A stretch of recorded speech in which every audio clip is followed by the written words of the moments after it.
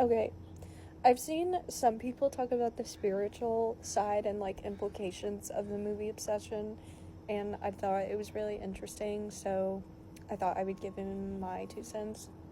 So, in the beginning of the movie, when she's first on the phone with Bear and like asking him to come out for drinks, after his cat has passed, I should say spoilers for sure, but Nikki, her crystal necklace breaks and falls falls off and falls down the drain, I think.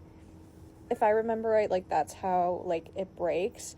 And for me, and from what I've learned, crystals break, and, like, bracelets will break, and, like, necklaces will break once the crystal has, like, served its purpose in your life. And sometimes too, depending on the crystal, like, I don't think they ever say what it is, but like, if she's just saying crystal, like, maybe it could be like a diamond or something clear, like clear quartz or selenite, and those do have protective qualities. So if I would say, like, just in general, like, if you're talking to someone and then, like, your jewelry breaks in that way, it's a sign to pay attention to. And some people even think that if the necklace didn't break, then it would have protected her completely or somewhat from the One Wish Willow. Now, I don't think that a crystal necklace, depending on, like, we don't see, besides the fact that Nikki also builds an altar for the cat. I saw someone saying, like, she did that because she saw that Bear did one for his grandma, if I remember right.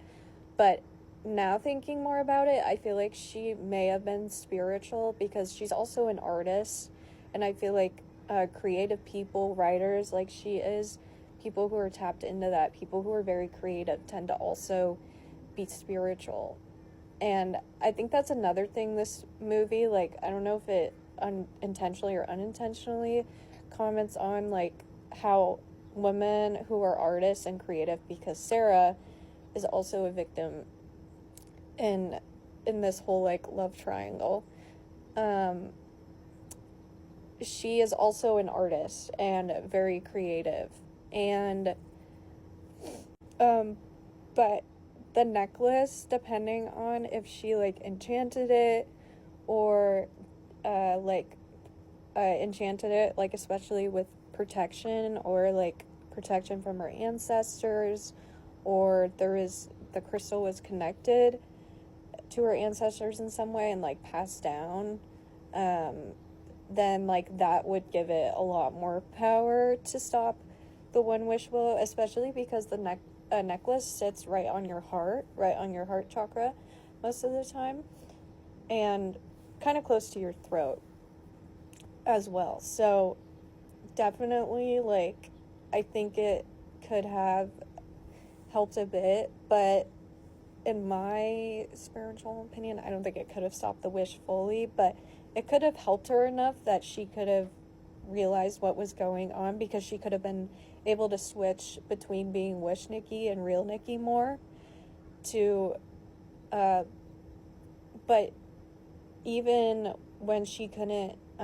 like, switch between the two, she was able to write to Bear when she packed him that lunch and put "not me" like on the Polaroid. It's her way of telling him that she's like, basically, like, possessed by the wish. I know they say, like, she's not possessed in it, she's just, like, I think the director said she's a different version of Nikki that's all consumed by the wish and what the wish wants, basically. And I think partly the movie ends in murder, like it does, because the title Obsession, Nikki loves Bear in the way that Bear wants her to love him, but he doesn't realize he equates love with being obsessed with him. So it's like saying, like, be careful be careful what you wish for. And also the wording that he used when he broke the one wish willow was, I think, really significant, because he doesn't say that he wants her to like him. He doesn't say, like, oh, he wants to just go on a date with her. He says he wants her to love him more than anyone, I think more than anyone in the fucking world, if I remember it. Let me check.